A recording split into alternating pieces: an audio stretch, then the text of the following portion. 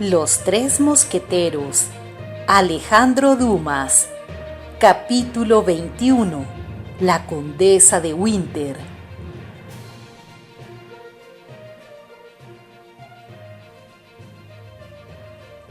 Durante el camino, el duque hizo que Artagnan le pusiera al corriente, no de todo lo que le había sucedido, sino de lo que él sabía. Juntando sus recuerdos a las noticias del joven, pudo formarse una idea bastante exacta de una situación cuya gravedad evidenciaba la carta de la reina. Lo que más le admiraba era que, hallándose el cardenal tan interesado en que Artagnan no llegara a Inglaterra, no hubiera conseguido detenerle en el camino. Al hablarle de su extrañeza, el joven gascón le contó las precauciones que había tomado y que gracias a la abnegación de 3 amigos que había dejado en el camino mal parados y ensangrentados, había llegado sin más percance que la estocada que había atravesado la carta de la reina y que tan terriblemente había pagado el conde de Wardes. Al escuchar este relato hecho con suma sencillez, el duque de cuando en cuando miraba con asombro al joven, como si no pudiera comprender que bajo un rostro que aún no aparentaba los 20 años se ocultara tanta discreción, tanto valor y tanta abnegación. Los caballos iban como el viento y algunos minutos después se encontraron a las puertas de Londres. Artagnan creyó que cuando llegara a la ciudad el duque iba a cortar el paso del suyo, pero no fue así. Continuó a escape sin que le importara nada atropellar a los que se le ponían adelante. Efectivamente, al atravesar la ciudad ocurrieron 2 o 3 accidentes de este género, pero Buckingham ni siquiera volvió la cabeza para ver qué había sido de los atropellados. Artagnan le seguía en medio de gritos muy parecidos a maldiciones. Al entrar en el patio del palacio, Buckingham saltó de su caballo y, sin cuidarse de él, le echó la brida en el cuello y se lanzó a la escalera. Artagnan hizo otro tanto con algo más de inquietud por la suerte de aquellos excelentes animales cuyas buenas cualidades había tenido ocasión de apreciar, pero tuvo el consuelo de ver que 3 o 4 criados habían salido de las cuadras y de las cocinas y se habían apoderado de ellos. El duque marchaba tan deprisa que a Artagnan le costaba trabajo seguirle. Atravesó sucesivamente muchos salones puestos con una elegancia de que los más grandes señores franceses no tenían ni siquiera idea, y llegó a su dormitorio, que era a la vez un prodigio de buen gusto y de riqueza. En la alcoba de esa habitación había una puerta que el duque abrió con una llave áurea que llevaba al cuello, pendiente de una cadena del mismo metal. Artagnan con discreción se había quedado atrás, pero en el momento en que Buckingham pasaba el dintel se volvió y, viendo la vacilación del joven, le dijo: «Entre, y si tiene la fortuna de ser admitido a la presencia de su majestad, dígale lo que ha visto». Animado por esta invitación, Artagnan siguió al duque, que cerró detrás de sí la puerta. Los dos se encontraron entonces en una pequeña capilla tapizada de seda de Persia con bordados de oro y muy iluminada por un gran número de bujías. Sobre una especie de altar y debajo de un dosel de terciopelo azul con un remate de plumas blancas y encarnadas había un retrato que representaba a Ana de Austria, hecho con tal perfección que Artagnan, al verlo, dio un grito de sorpresa. Parecía que la reina iba a hablar. Encima del altar y al pie del retrato estaba el cofrecillo que contenía los valiosos herretes de diamantes. El duque se acercó al altar, dobló la rodilla como hubiera podido hacerlo un sacerdote ante el sagrario y tomó el cofrecillo. «Tome», dijo Artagnan, sacando de él un lazo de cinta azul resplandeciente con la luz de los diamantes. «Tome, he aquí estos preciosos herretes. La reina me los dio y la reina me los quita. Hágase en todo su voluntad como la de Dios». Después se puso a besar uno tras otro aquellos herretes de que iba a separarse. De pronto lanzó un grito terrible. «¿Qué pasa?», preguntó Artagnan inquieto. «¿Qué le sucede, milord?» «Que todo está perdido», exclamó Buckingham poniéndose pálido como un difunto. «Faltan 2 herretes, no hay más que 10. ¿Milord los ha perdido o teme que se los hayan robado? Me los han robado y el cardenal es quien ha dado el golpe. Mire los lazos que los sujetaban, han sido cortados con tijeras. Si milord pudiera sospechar quién ha cometido el robo, quizá la persona los tenga aún en su poder. Espera, espera, exclamó el duque. La única vez que me he puesto estos herretes fue para el baile del rey en Windsor hace 8 días. La condesa de Winter, de quien estaba distanciado, se acercó a mí en aquel baile. Esta reconciliación era una venganza de mujer celosa. Desde entonces no he vuelto a verla. Esa mujer es un agente del cardenal. ¿Los tiene acaso en todo el mundo?, preguntó D'Artagnan. Sí, contestó Buckingham apretando los dientes con ira. Sí, es un terrible adversario. Pero veamos, ¿cuándo debe celebrarse ese baile en París? El próximo lunes. ¿Cómo? 5 días aún. Es más tiempo del que se necesita. ¡Patricio!, exclamó el duque abriendo la puerta de la capilla. ¡Patricio! Su ayuda de cámara se presentó. Mi joyero y mi secretario. El criado salió con una presteza y un mutismo que probaba la costumbre que había contraído de obedecer ciegamente y sin réplica. A pesar de que el joyero había sido llamado el primero, antes que él se presentó el secretario, lo cual no es extraño porque vivía en el palacio. Encontró a Buckingham sentado en una mesa de su dormitorio redactando algunas órdenes. «Caballero Jackson», le dijo, «va a ir al momento a casa del Lord Canciller y le dirá que le encargo el cumplimiento de estas órdenes. Deseo que sean promulgadas al instante». «Pero, monseñor, si el Lord Canciller me pregunta cuáles son los motivos que pueden obligar a su gracia a tomar una medida tan extraordinaria, ¿qué le contesto? Que tal es mi voluntad y que no tengo que dar a nadie explicación de ella». «¿Es esa la respuesta que debe dar a su majestad?», repuso sonriendo el secretario.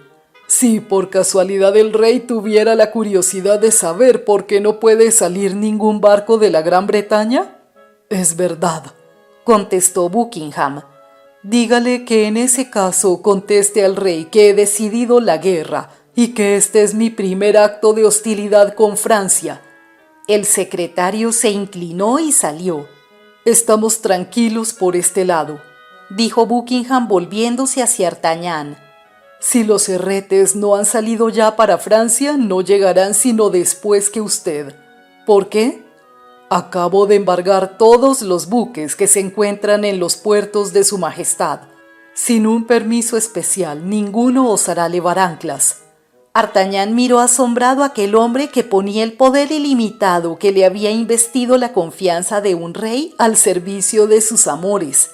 Buckingham, viendo en la expresión del rostro del joven lo que pasaba en su pensamiento, dijo: «Sí, Ana de Austria es mi única reina.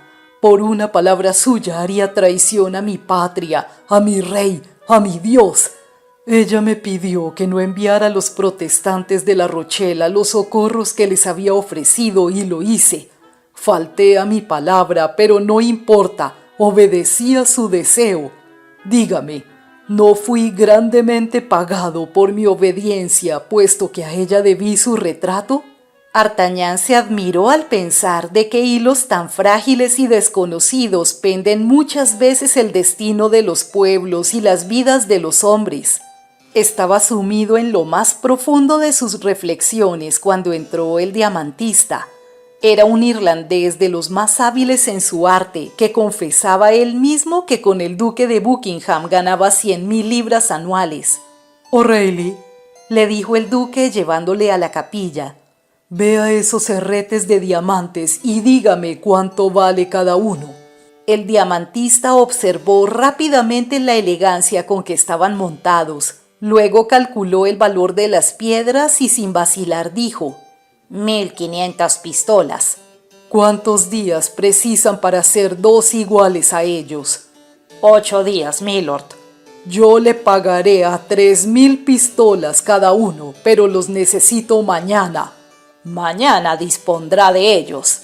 Es un hombre inapreciable, pero no es todo. Estos herretes no pueden confiarse a nadie. Es preciso que lo haga en este palacio. No es posible, milord. Solo yo puedo hacerlos para que no se conozca la diferencia entre los nuevos y los viejos. Por eso mi querido Rayleigh es mi prisionero, y aunque quiera partir ahora mismo de mi palacio, no podrá. Así pues, tome su partido. Nómbreme aquellos de sus operarios que necesita y los útiles que deben traer. El diamantista conocía al duque, no ignoraba que toda observación era inútil y tomó su resolución. ¿Me será permitido avisar a mi mujer? ¿Y verla también? Su cautiverio será llevadero, no tenga cuidado, y como toda molestia exige una indemnización, tome, aparte del precio de los herretes, un bono de 1000 pistolas para hacerle olvidar lo que yo le causo. Artagnan no volvía de la sorpresa que le producía aquel ministro que movía manos llenas a los hombres y a los millones. En cuanto al orfebre, escribió a su mujer enviándole el bono de 1000 pistolas y pidiéndole que le mandara con su más hábil aprendiz un surtido de diamantes cuyo peso y nombre se expresaba y los útiles que designaba en una lista. Buckingham llevó al artífice a la habitación que le había sido destinada y que al cabo de media hora fue transformada en taller. Luego puso un centinela en cada puerta con órdenes de no dejar entrar a nadie como no fuera su criado Patricio. Es inútil decir que estaba absolutamente prohibido dejar salir al diamantista O'Reilly con ningún pretexto. Una vez tomadas estas disposiciones, el duque se volvió a Artagnan. «Ahora, mi buen amigo», le dijo, «Inglaterra es de nosotros dos. ¿Qué quiere? ¿Qué desea?» «Confieso», respondió Artagnan, «que por ahora lo que más necesito es una cama». Buckingham dio a Artagnan una habitación próxima a la suya. Quería tener al joven cerca, no porque desconfiara de él, sino porque era alguien con quien podía hablar constantemente de la reina. Una hora después fue dada en Londres la orden de no dejar salir de los puertos ningún buque cargado para Francia, ni siquiera el correo. A los ojos de todos, esta era una declaración de guerra entre los dos reinos. Al día siguiente, a las 11, los 2 herretes de diamantes estaban terminados, y con tal perfección y tan exactamente imitados que Buckingham no pudo distinguir los recién hechos de los otros. Los más peritos en la materia hubieran sido engañados como él. Luego hizo llamar a Artagnan. «Tome», le dijo, «he aquí los herretes de diamantes que ha venido a buscar, y sea testigo de que todo lo que el poder humano podía hacer lo he hecho. Esté tranquilo, milord, yo manifestaré lo que he visto, pero ¿su gracia me entregará los herretes sin la caja? La caja le estorbaría. Además es para mí tanto más valiosa cuanto que es lo único que me queda. Diga que la guardo». «Así lo haré, milord». «Y ahora», dijo Buckingham mirando fijamente al joven, «¿cómo podré corresponder con vos?» «Entendámonos, milord», repuso Artagnan, «y estudiemos bien los hechos a fin de que no haya mala inteligencia. Yo estoy al servicio del rey y de la reina de Francia. Pertenezco a la compañía de guardias del caballero de Sartz, que así como su cuñado, el señor de Treville, es muy adicto a sus majestades. Lo he hecho todo por la reina y nada por su gracia. Hay más, y es que quizá yo no hubiera osado hacer esto si no se hubiera tratado de complacer a una persona que es mi dama, como la reina lo es suya». «Sí», dijo el duque sonriendo, «me parece conocer a esa persona. Es... milord, yo no la he nombrado», interrumpió vivamente el joven. «Es verdad», dijo el duque, «de modo que a esa persona es a quien debo estar agradecido. Usted lo ha dicho, milord, porque precisamente ahora que se trata de una guerra, yo no veo en su gracia más que a un inglés, y en consecuencia un enemigo que me sería más grato encontrar en el campo de batalla que en el parque de Windsor o en los corredores del Louvre». Esto no me impedirá cumplir fielmente mi misión y hacerme matar por ello si es preciso, pero lo repito, sin que personalmente su gracia tenga que agradecerme lo que he hecho en esta nueva entrevista más de lo que hice en la primera. Nosotros decimos altivo como un escocés, murmuró Buckingham. Y nosotros altanero como un gascón, repuso Artagnan. Los gascones son los escoceses de Francia. Artagnan saludó al duque y se disponía a partir. ¿Partirá de ese modo? ¿Y cómo? ¿Por dónde? Es verdad. Estos franceses no dudan ante nada. No tenía presente que Inglaterra es una isla y que usted es el rey. Vaya al puerto y pregunte por el brig Le Sonde y entregue esta carta al capitán. Le llevará a un puertecito donde sin duda no le esperan y donde no hay más que barcas de pescadores. ¿Cómo se llama? St. Valery. Pero espere, llegado allí estará en un humilde figón sin nombre y sin muestra, una verdadera cueva de marineros. No puede equivocarse porque no hay más que uno. Y luego, pregunte por el dueño y le dirá forward, que significa adelante. Es la consigna. Le dará un caballo ensillado y le indicará el camino que debe seguir. Encontrará 4 relevos en el camino. Si desea dar en cada uno de ellos las señas de su casa en París, los 4 caballos le seguirán. Ya conoce 2 de ellos y me parece que los ha apreciado con inteligencia. Son los que ayer montamos. Llévelos, que los otros no serán peores. Estos 4 caballos estarán preparados para la campaña. Por orgullosos que sean usted y sus 3 camaradas de expedición, no creo que dejen de aceptar uno para cada uno. Servirán para que nos hagan la guerra. El fin justifica los medios, como dicen ustedes los franceses. ¿Acepta? Sí, milord, acepto. Y si Dios lo permite, haremos buen uso de sus regalos. Ahora su mano, joven. Tal vez nos encontremos pronto en el campo de batalla, pero entre tanto confío en que nos separemos como buenos amigos. Sí, milord, con la esperanza de ser pronto enemigos. Se lo prometo. Cuento con su palabra, milord. Artagnan saludó al duque y se dirigió vivamente hacia la puerta. Delante de la Torre de Londres encontró el barco designado. Entregó su carta al capitán, que la hizo visar por el gobernador del puerto y aparejó al momento. Al pasar junto a uno de los barcos que había en el puerto, Artagnan creyó ver en él a la mujer de Meung, a quien el caballero desconocido había llamado Milady, y que a él le había parecido tan bella.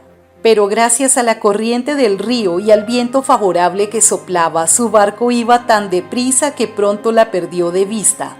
Al día siguiente, a las 9 de la mañana, fondeó en el puerto de St. Valery. Artagnan se dirigió enseguida al figón indicado, que reconoció por los gritos que de él salían. Se hablaba de la guerra entre Inglaterra y Francia como de cosa indudable y próxima, y los alegres marineros se las prometían muy felices. El joven atravesó por entre los grupos, se dirigió al dueño del figón y pronunció la palabra forward. Al momento el tabernero le hizo seña de que le siguiera. Salió con él por una puerta que daba al patio. Le acompañó a la cuadra donde le esperaba un caballo y le preguntó si necesitaba alguna otra cosa. «Necesito saber el camino que debo seguir», dijo Artagnan. «Vaya desde aquí a Bangli y desde Bangli a Neufchâtel.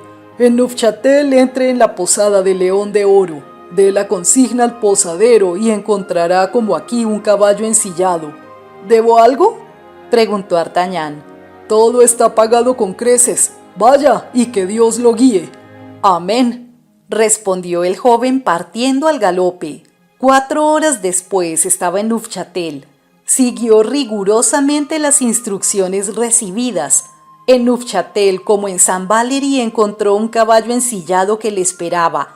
Quiso cambiar las pistolas de la silla que acababa de dejar a las que iba a tomar, pero en las pistoleras iban unas absolutamente iguales. «Sus señas en París». «Cuartel de guardias, compañía de Sartz». «Bien». «¿Qué camino debo tomar?», preguntó a su vez Artagnan. «El de Rouen. Dejará la ciudad a la derecha. En el pueblecito de Cuas lo atenderán. No hay más que una posada, la del escudo de Francia. No la mida por su aspecto. En sus cuadras habrá un caballo tan bueno como este. ¿La misma consigna? La misma. Adiós. Feliz viaje, caballero. ¿Necesita algo? Artagnan respondió que no con un movimiento de cabeza y marchó a escape. En Ecuas se repitió la misma escena. Encontró un posadero no menos expresivo, un caballo descansado, dejó sus señas como en las paradas anteriores y siguió hacia Pontoise. Aquí cambió por última vez la montura y a las 9 de la mañana entraba galopando en el palacio de Treville. Treville le recibió como si hubiera visto el mismo día. Le anunció que la compañía de Sarthe estaba de guardia en el Louvre y que podía ir a ocupar su puesto.